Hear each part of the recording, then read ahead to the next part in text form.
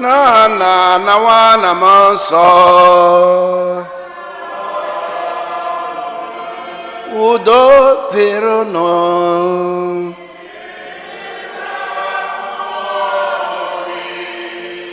Good afternoon, everybody.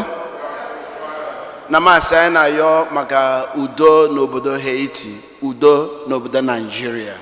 Wee na-ayọ ka Chineke weta udo n'obodo dị iche iche ọgba aghara dị. Ịkwado nwaanyị nke ọmụma nke eme nke Eucharistia dị asọ ka anyị rụta na bụ ndị omenjọ were ohere ayọ Chineke mgbaghara maka njọ anyị. Onye bịara n'ụwa ịzọpụta ndị roghara erogha, onye nwaanyị mee ebere.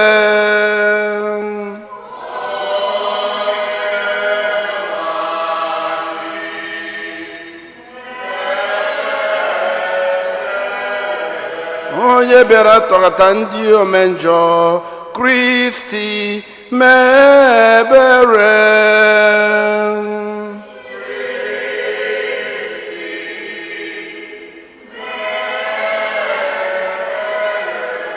Onye nọ n'aka nri na-arịọtara anyị Chukwu arịrịọ, onye nwaanyị mee ebere.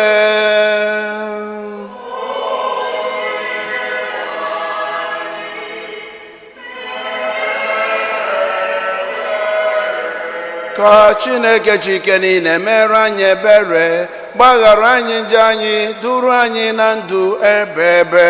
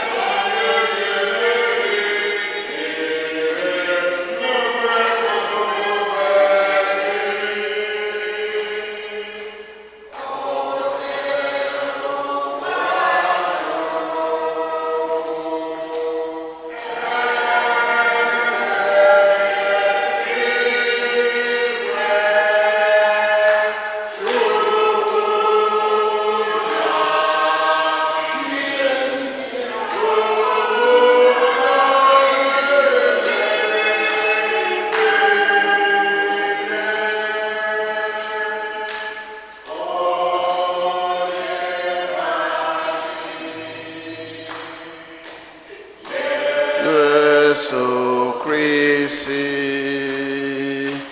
otu nwa nke Chineke mụrụ,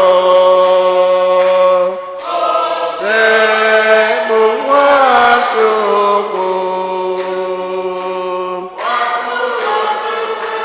nwa nke nna,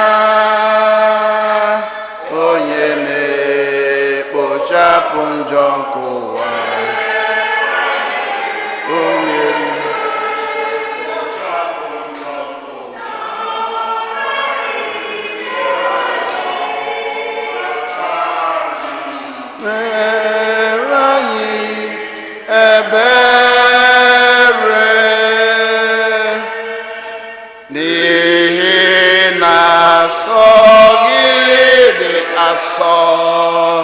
Sọsọ gị bụ dị nwenụ.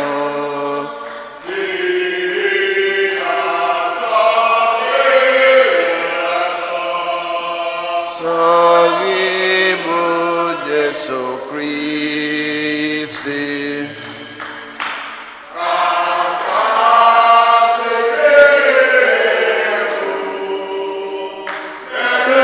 Nsọ na-ebu Chukwu nna. Amen. Amen.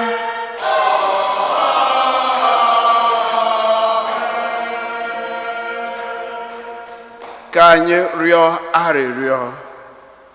Chineke onye ihe ọma niile si n'aka ya abịa, biko zite mmụọ gị ka ọ kwalite anyị ịdị na-eche iche dị mma, duzikwa anyị ka anyị na-emepụta ihe ọma ndị ahụ na ndụ anyị.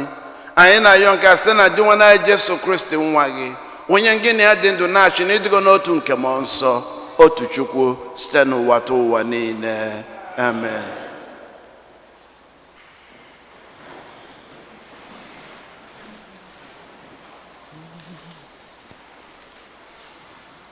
Ihe ọgụgụ ewetara n'akwụkwọ Jenesis. Onye nwe anyị Chineke wee kpọọ nwoke ahụ jụọ ya sị, olee ebe ị nọ? Ọ zara ya sị, anụrụ m mkpọtụ gị n'ogige, ma egwu na-atụ m n'ihi na agba m ọtọ, m wee zoo onwe m. Ọ jụkwa ya ọzọ, onye gwara gị na ịgba ọtọ?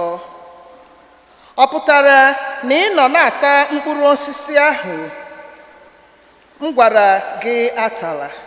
Nwoke ahụ zara ya, nwaanyị itinyekọtara mụ na ya n'ebe a, ọ bụ ya nyere m mkpụrụ osisi ahụ, m wee taa ya. Onye nwe anyị Chineke abịa jụọ nwaanyị ahụ, ọ bụ gịnị kpatara ijiri mee ihe dị etu a? Nwaanyị ahụ zaghachiri sị, ọ bụ agwọ ghọgburu m, wee taa ya.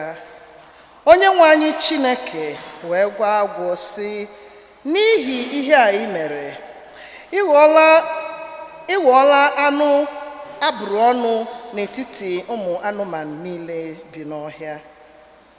Afọ ka ị ga-eji na-akpụ n'ala, ihe ruru unyi ka ị ga na-eri ụbọchị ndụ gị niile. Aga m etinye iro n'etiti gị na nwaanyị, n'etiti mkpụrụ gị na mkpụrụ ya. Ọ ga-azọpịa gị isi, ma ị ga-ata ya n'ikiri ụkwụ ya.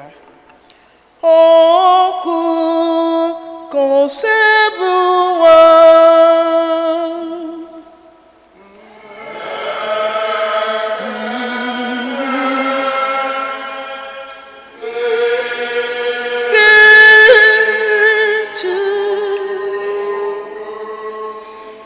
Onye nwe anyị nwee ebere n'uju mgbapụta gị.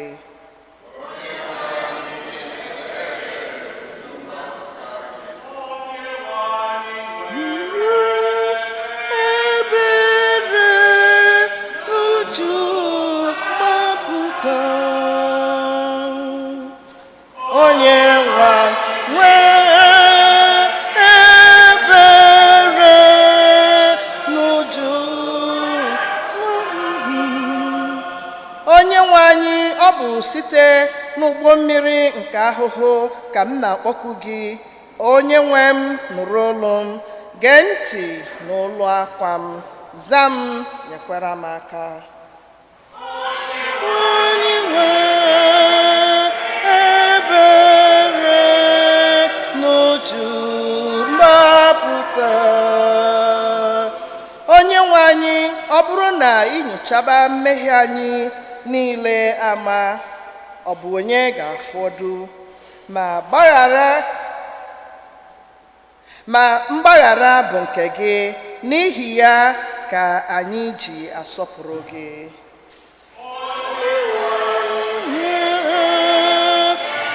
Ebere n'uju mgbapụta. Atụkwasara m obi n'onye nwe anyị, mkpụrụ obi m niile tụkwasara okwu ya. Israel, chebe onye nwe anyị karịa ka onye nche abalị si eche chi ọbụbọ.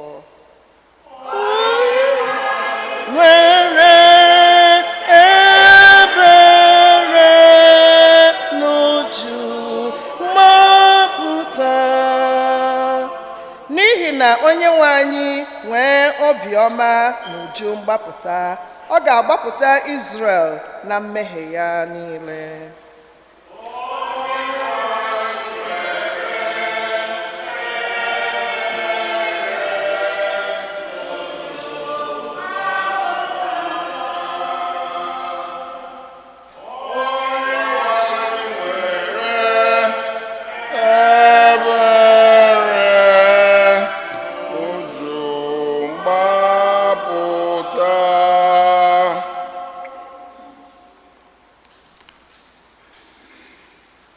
Ihe ọgụgụ ewetara n'akwụkwọ ozi abụọ Pọl dị asọ degara ndị Kọrint. Ebe anyị nwere otu mmụọ nke okwukwe ahụ, kpalitere akwụkwọ nsọ ka o kwuo sị, ekwere m ekwe, ya mere m jiri kwuwapụta okwu. Anyị onwe anyị kwere ekwe. Ọ bụkwa n'ihi na anyị kwere ekwe ka anyị ji kwuwapụta okwu. Anyị matakwa na Chineke, onye mere ka onye nwe anyị Jesu Kristi si n'ọnwụ bilie, ga-emekwa ka anyị soro Jesu si n'ọnwụ bilie n'oge nke anyị. Ọ ga-akpọtakwa anyị na unu n'akụkụ ya. Unu ahụla na edoziri ihe ndị a niile maka ọdịmma unu, ka o wee bụrụ na mgbe a na-amụba amara n'etiti ndị mmadụ, mgbe ahụkwa ka inye ekele na-amụba maka otito na ebube nke Chineke. Ọ bụ ya mere na ike anaghị agwụ anyị, kama ike ga-agwụ anyị ọ bụrụgodu na ihe anyị ji bụrụ mmadụ nke dị anyị n'elu ahụ n'ala na-erugheri.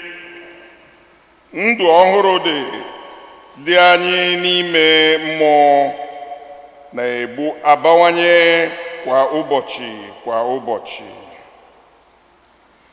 Ntakịrị ahụhụ ndị a na-agafe agafe anyị bụ n'isi ugbu a na-enye anyị ọzụzụ maka ibute nnukwu ebube dị ebe nke gbara ọkpụrụkpụ na-enweghị atụ. Ọ pụtara na anyị o nwere anya nke na-elefuru anyị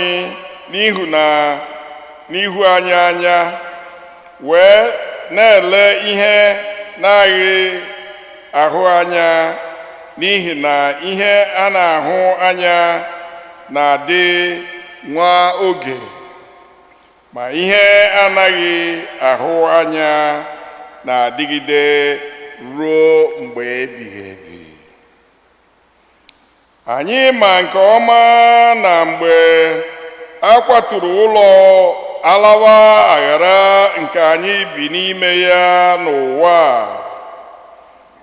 a ga-akpọbata anyị n'ụlọ Chineke wuoro anyị n'eluigwe, nke bụ ebe obibi dị ebighị ebi, a na-ejighị aka mmadụ nkịtị wee wuo.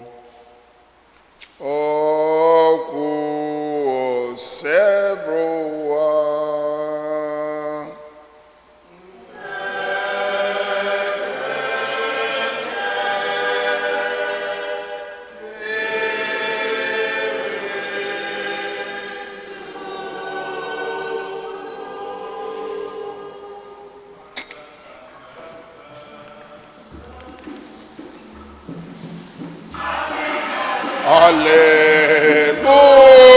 Hallelujah, hallelujah.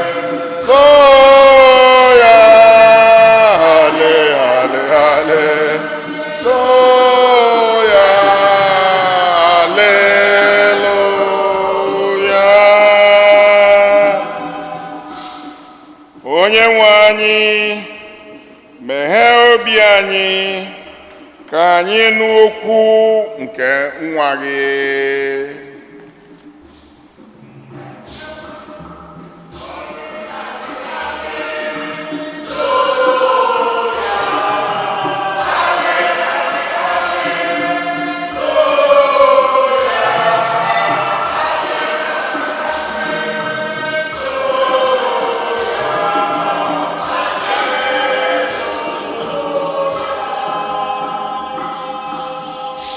Onye nwe anyị nọnyere unu.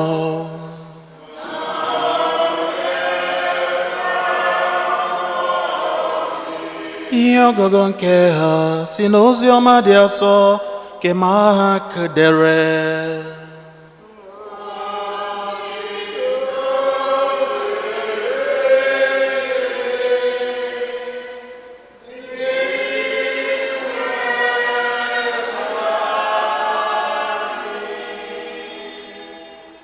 Jesu lọtara n'ụlọ ya na ụmụazụ ya.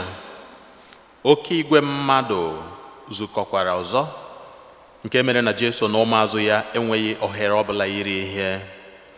Mgbe ndị ikwu na ibe ya nụrụ ya, ha bịara gbalịa idulata ya n'ụlọ, n'ihi na ha chere n'onwe ha sị, isi adịghị ya mma. Ndị ode akwụkwọ ndị si na Jerusalem gbadata na-ekwukwa sị, ajọ mmụọ ji ya aka. Ndị ọzọ na-ekwukwa sị, ọ bụ n'ike eze ajọ mmụọ ka o ji achụpụ ndị mmụọ ọjọọ. N'ihi nke a, Jesu were ihe ọmụmaatụ a gwa ha okwu sị, ekwensu o nwere ike ịchụpụ ekwensu? Ọ bụrụ na alaeze kewara ekewa, bịakwa nọrọ n'ibe n'ibe site n'ọgba aghara, o nweghị ike ịnọte aka tupu alaeze aha laa n'iyi. Ọ bụrụ na ezinụlọ kewakwara ekewa na-ebuso onwe ha agha, ezinụlọ ahụ enweghị ike ịnọte aka tupu ọ laa n'iyi. Ọ bụrụ na ekwensu ibe ya na-ebuso onwe ya agha, kedu ka alaeze ha ga-esi akwụdo? Nke ha agwụla. Ma o nweghị onye ọbụla nwere ike ịbanye n'ụlọ dike kwakọrọ ngwongwo o ji bụrụ ọgaranya, ewepụ ma o buru ụzọ kee dike ọgụ ahụ agbụ. Mgbe ahụ ka o nwere ike banye bukọrọ ngwongwo dị n'ụlọ ya. N'eziokwu ka m na-agwa unu, nkwutọ niile ekwutọrọ Chineke a ga-agbaghara ya, ma nkwutọ ọbụla ekwutọrọ mmụọ nsọ enweghị ike ịgbaghara ya. Onye mere ya a ga-ama ya ikpe nke njọ dị ebighị ebi. O kwuru ihe a maka na ha kwuru sị, ọ bụ ajọ mmụọ bi n'ime ya. Mgbe ahụ nne ya na ụmụnne ya bịara guzo n'ezi, zie ya ozi ka ọ pụta n'ezi. Igwe mmadụ gbara ya gburugburu gwara ya sị, nne gị na ụmụnne gị nọ n'ezi na-achọ ịhụ gị. O wee zaa ha sị, onye bụ nne m na ụmụnne m? Mgbe o lere ndị nọ ya gburugburu anya sị, lee, ndị a bụ nne m na ụmụnne m. Onye ọbụla na-eme ihe Chineke na-achọ, onye ahụ bụ nwanne m nwoke, nwanne m nwanyị na nne m. Ozi ọma nke oseblowa.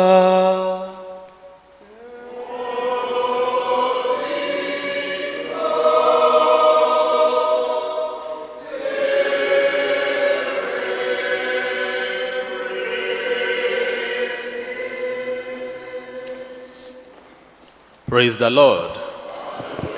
Praise the living God. Otito dịrị Jesu. Kwurugodo n'ụkwụ gị obere. Kwurugodo n'ụkwụ gị obere. Kelee Chineke maka ndụ o nyere anyị taa, maka ihe ọma niile ọ na-emere anyị. Kelee ya maka ebere na ịdị mma ya, kene ya maka nchekwaba ya. Thank God for his love, for his mercy, for his protection, for every good thing he's doing in our lives. Okaka, okaka, eze, idebube, ahage, juru eluigwe, Joa, okaka, okaka, oh, okaka, eze, idebube, aha gị juru eluigwe, jụwa. Ọ dịghị onye gị na ya na-achị eze, ọ dịghị onye gị na ya na-achị n'eluigwe.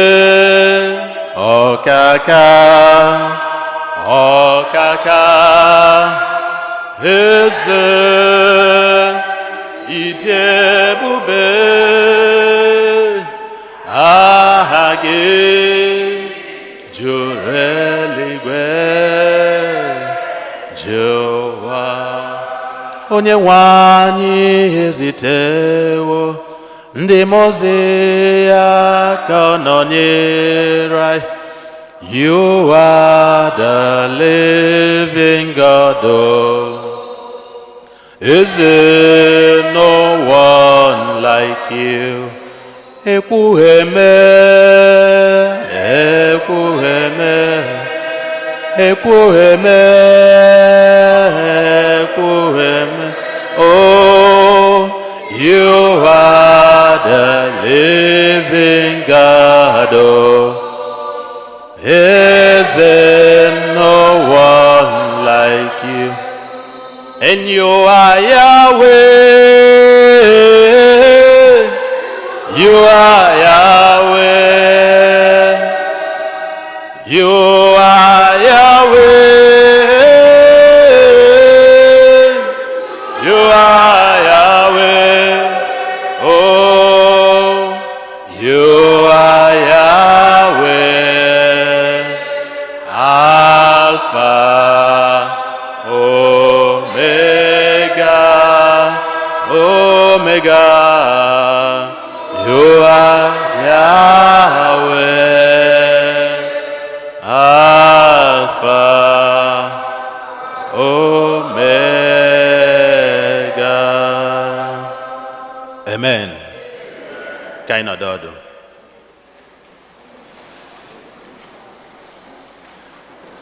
Each time we gather in the presence of God, oge ọbụla anyị bịara n'ihu Chineke, a na-enwe ihe dị iche in our lives, because no one encounters the Lord and remains the same, unless you have not had real encounter. But all who have encountered the Lord can never be the same again. Today, as we have gathered, we are also going to encounter him. There are two ways we encounter Jesus when we gather in the presence of God. One, through the word,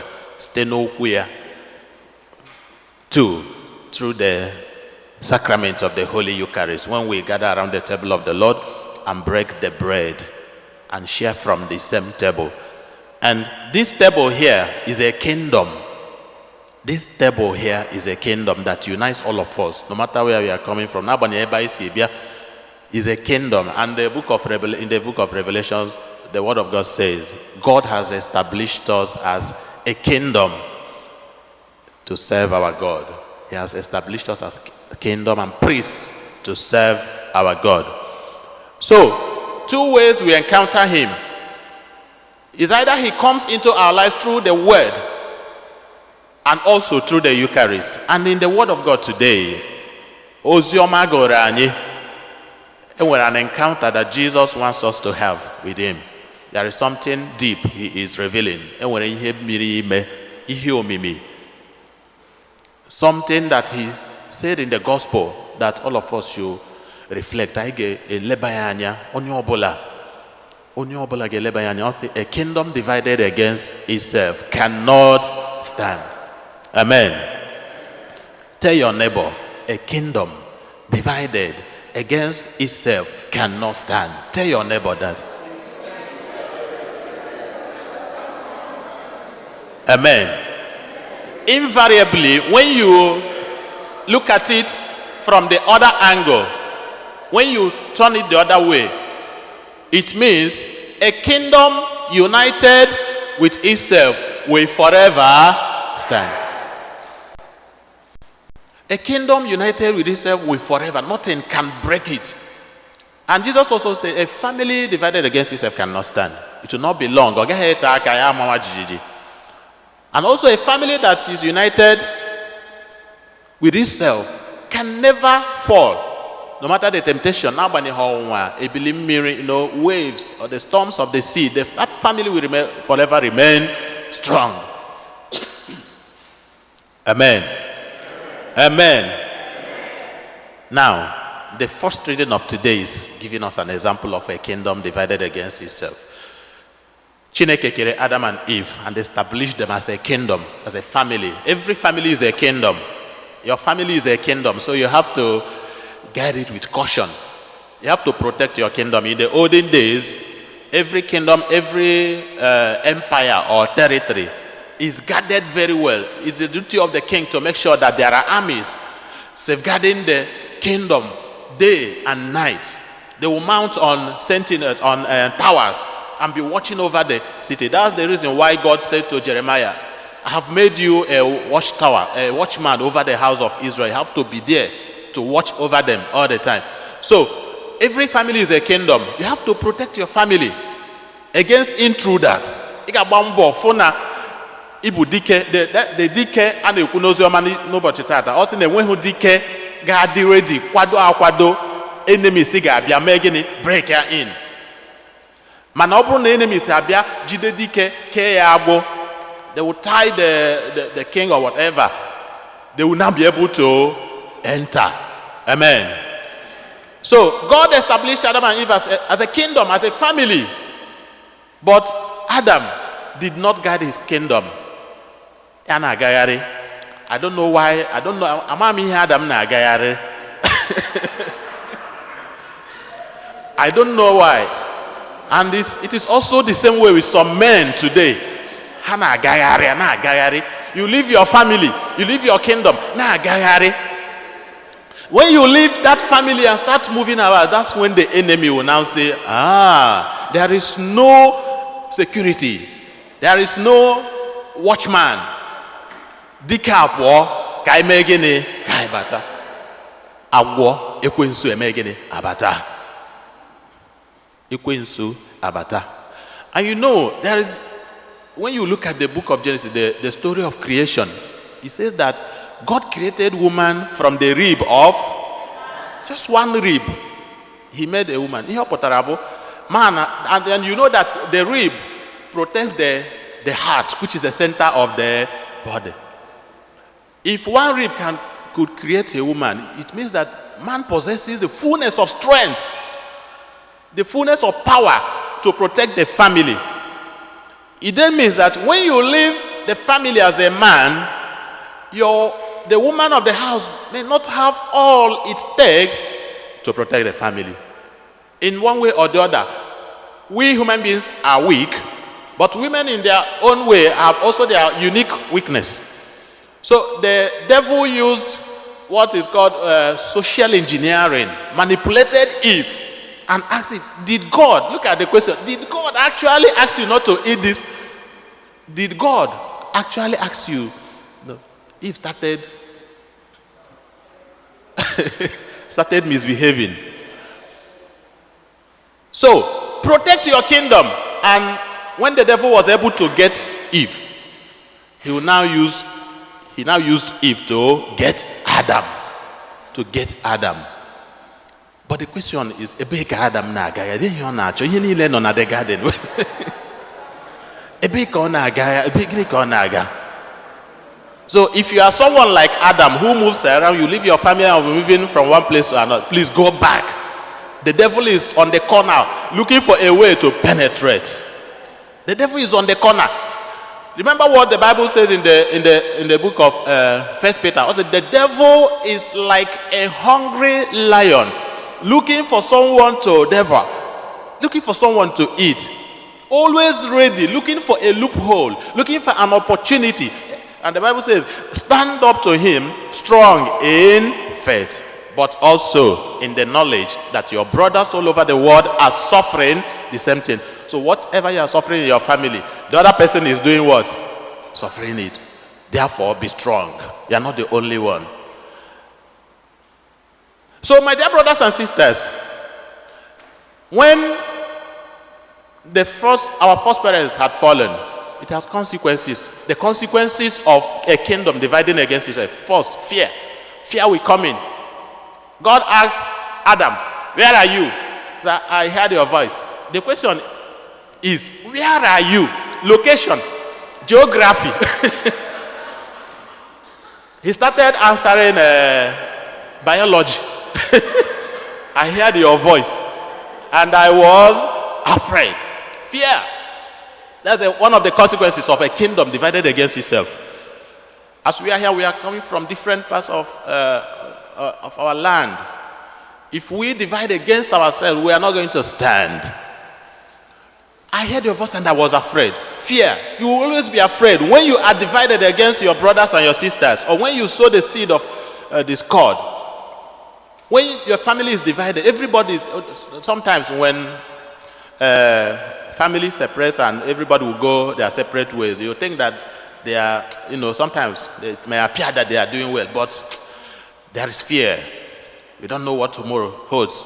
The person, if I'm bringing in another person, what will it look like? What if the same thing happens again? The person I'm going to meet fear will be there. Another consequence is naked but not ashamed. Naked but not ashamed. Adam was naked, but he was not ashamed. We are naked but not ashamed. When you allow this disunity to come in, sometimes you'll be behaving in such a way that you will start behaving and will be thinking that you are getting it. That shame will no longer be there. It will no longer be there. My dear friends in Christ, today, as we listen to the word of God, the Holy Spirit is speaking to us. If we have left our responsibilities as fathers or men to wander away, God is asking us, go back, go and protect your territory. If we have left our brothers and sisters coming from this our roots, if you have left them, go back. God is asking you, go back. That is where you will find security. If you also have also divided the church in one way or the other. Some people will try to divide the church. God is asking you, go back and amend.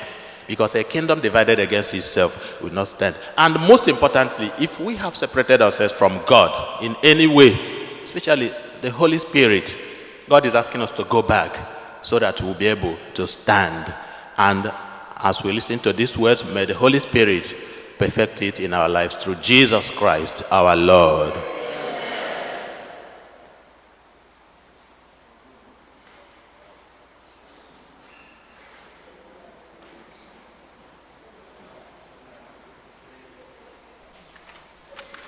Please stand.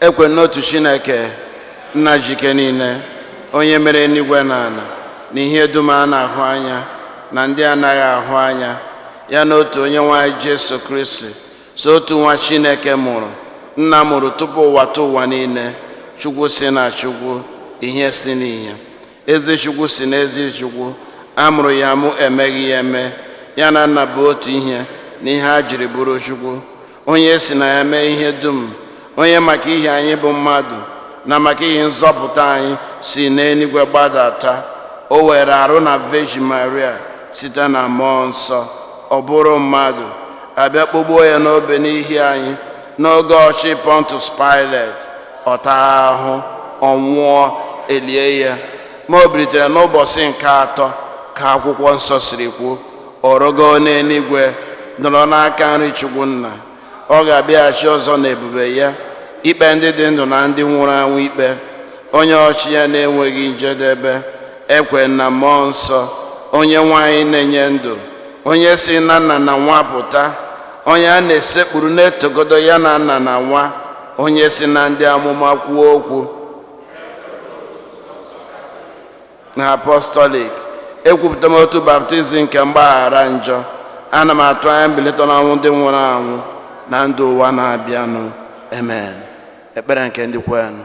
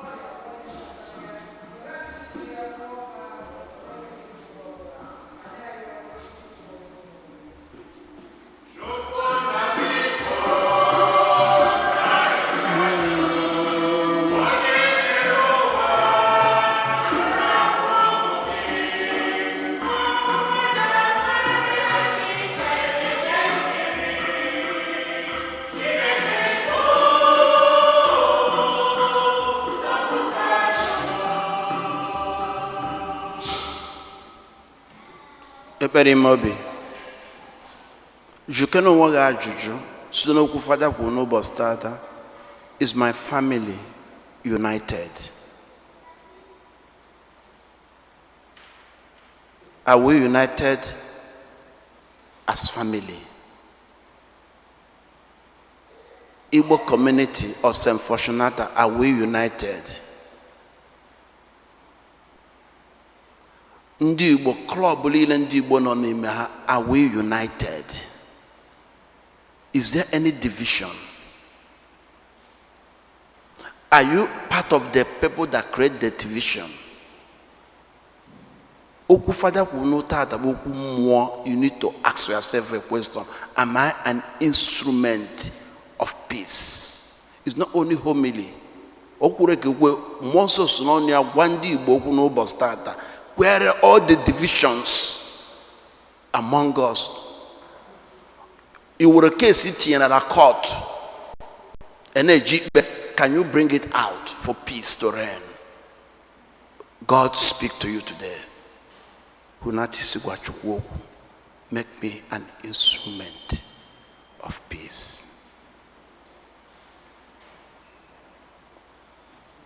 Heavenly Father, you spoke through your servant today, and we ask you to bring peace in our marriage, peace in our family, peace in the church, peace in the society, and make each one of us an instrument of that peace. We ask this through Christ our Lord. Amen.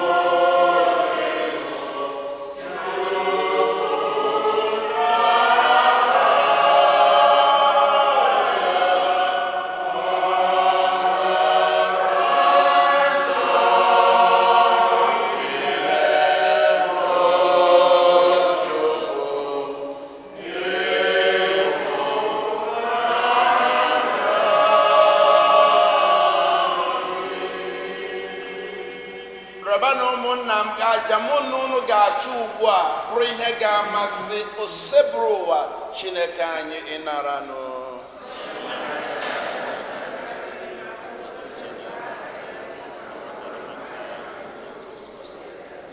Dị nwanụ were obiọma lekwasị ya na onyinye anyị bụ ụmụ odibo gị na-ehunyere gị.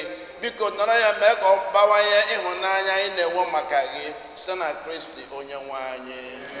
Onye nwe anyị nọnyere unu, welite n'obi enu ka anyị duwe na Chukwu anyị ekene. o kwesịrị ezi bụrụkwa ihe zuru ezu na-azọ ndụ na anyị ga-enye gị ekele n'oge niile na ebe niile. Ọ nna dị nsọ, Chineke ji ike niile, onye dị ụwa ụwa site na Kristi nwa anyị, onye jiri ihe ebere nwụrụ maka mmehie mmadụ, kwere ka mmụọ ya na Virgin Maria, ọ gbapụtara ya n'ọnwụ ebe site n'ọnwụ ọnwụ n'elu obe, bịa site na mbilite ọnwụ ya nyeghachi anyị ndụ ebe. N'ihi nke a anyị na-eso igwe ndị mmụọ ọma niile nke eluigwe na-eto ebube gị oge niile n'ukwe na-asị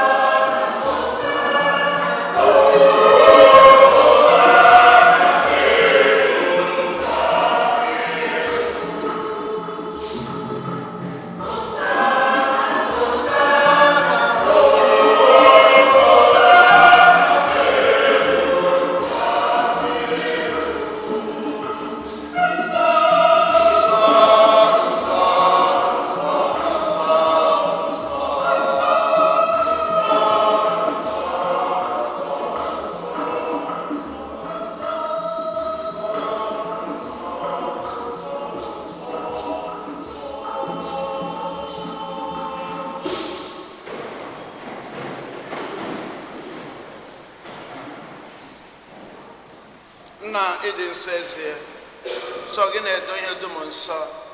Anyị na-arịọ gị ka ido ihe ndị a nsọ site n'ikwasị mmụọ gị, ka ha wee ghọọrọ anyị ahụ na ọbara nke onye nwe anyị Jesu Kristi, onye bịara tupu edu ya n'ọnwụ, nke o jiri aka ya wee nara wee rụọ aịsha, nye gị ekene na otito, nyawa ya, nye ya ụmụazụ ya sị, naranụ nke a, rienụ ya unu niile, nke a bụ ahụ m nke a ga-eduru nye maka unu.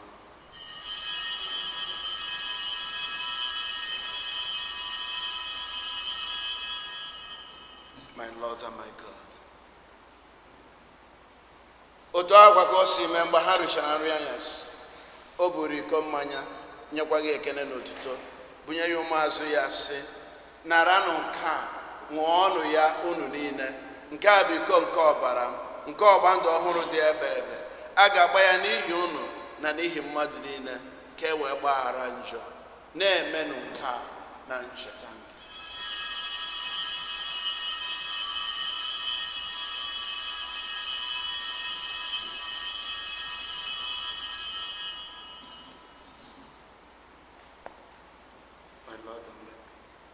Ka anyị kwupụtanụ ihe omimi nke okwukwe anyị na-eme ugbu a.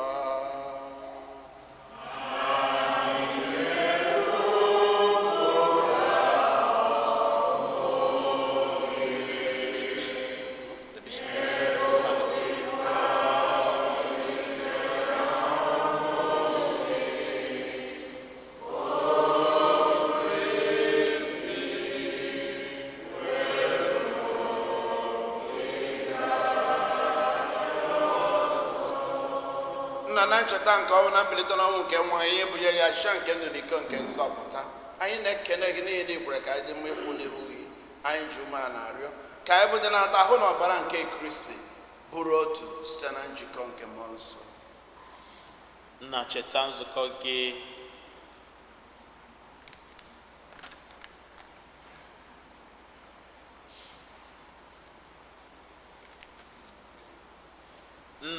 cheta nzukọ gị gazuru ụwa niile, mee ka ịhụnanya gị jupụta ya.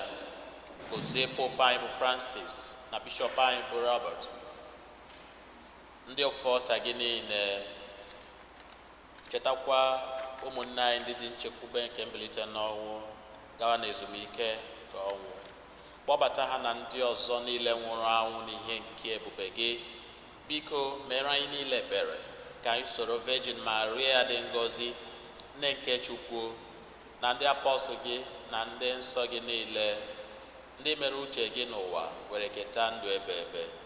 Ka anyị sorokwa ha na-eto gị na-edo gị ebube site na Jesu Kristi nwa gị.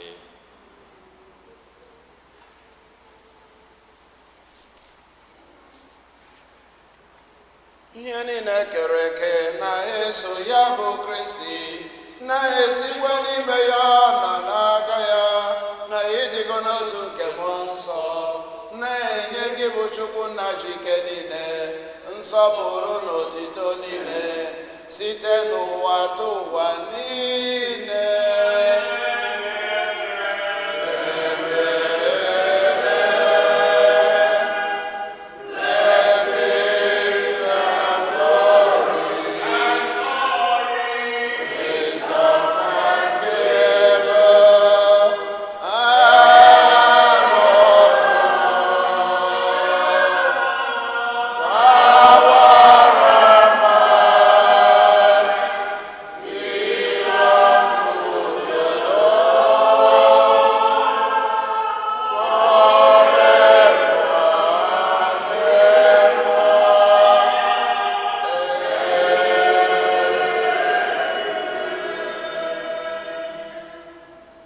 Ụmụnna, ka e were ekpere na onye nsọpụta kụziri akpọkọ Chukwu nna anyị nọ n'eluigwe, ka otu dị n'aha gị.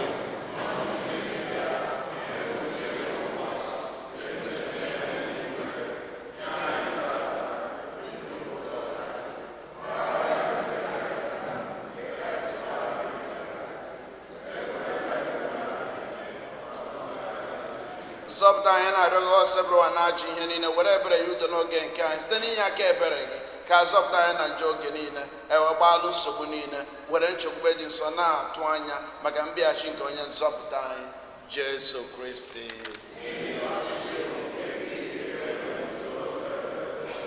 Onye nwe anyị Jesu Kristi, onye gwara ndị apọstụl, udo nke m ka m na-ahapụrụ unu, udo nke m ka m na-enye unu. Biko elekwana anya na njọ anyị ga, kama lekwasị anyị n'okwukwe nke nzukọ gị. Nye ya udo na ịdịgo n'otu mgbe niile ka uche esi chọọ, nke onye dị ndụ na-achị ebe ebe. Ka udo nke ose bụrụ ụwa dịrị unu mgbe niile. Nyerịta n'onwe unu ekele nke udo.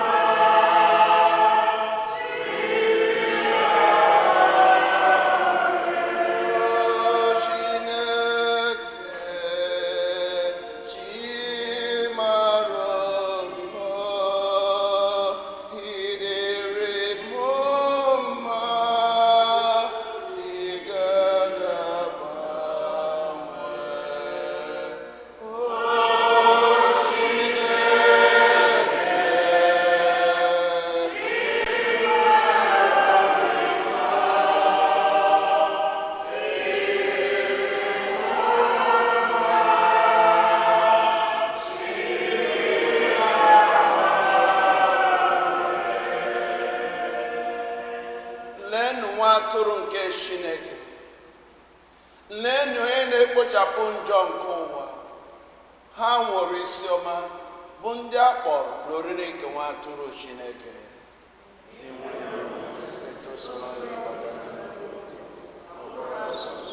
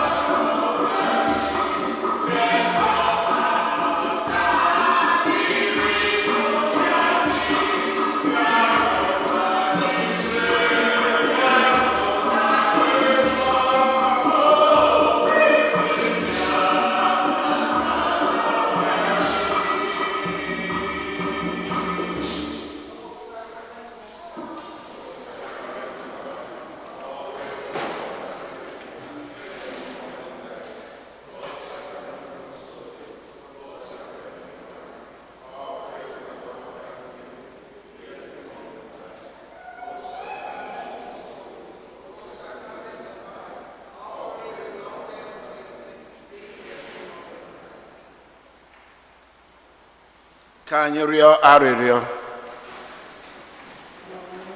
Ndị nwanụ, were obiọma gị were ike gị na-agwọ anyị ọrịa, tọpụ anyị na njọ nke na-eme ụzọ anyị ka ọ ghara ịkwụ ọtọ, na-edu anyị n'ụzọ nke ịkwụ ọtọ site na Kristi onye nwe anyị. Please be seated for announcements.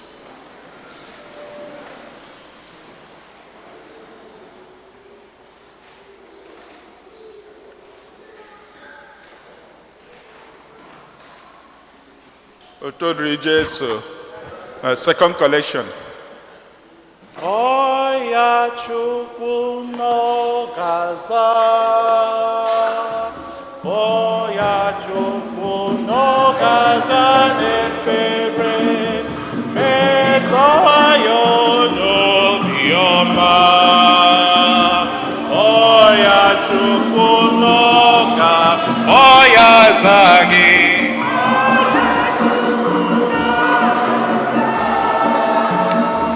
Oya Chukwu n'ọgaza n'ekpere, Mesaya n'obiọma. Oya Chukwu n'ọgaza. Oya Chukwu mo, Oya Chukwu mo, Oya Chukwu n'ọgaza n'ekpere, Mesaya n'obiọma. Oya Chukwu n'ọga, Oya zagi. Oya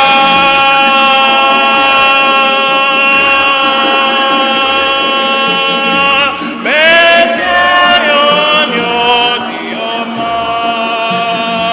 Oya Chukwu n'ọgaza. Otodri Jesu, in our parish announcement.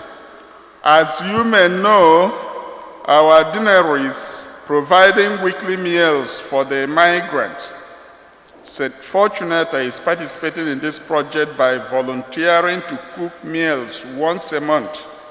Therefore, we are asking for uncooked food donations: rice, pasta, oil, pigeon beans or peas, canned corn,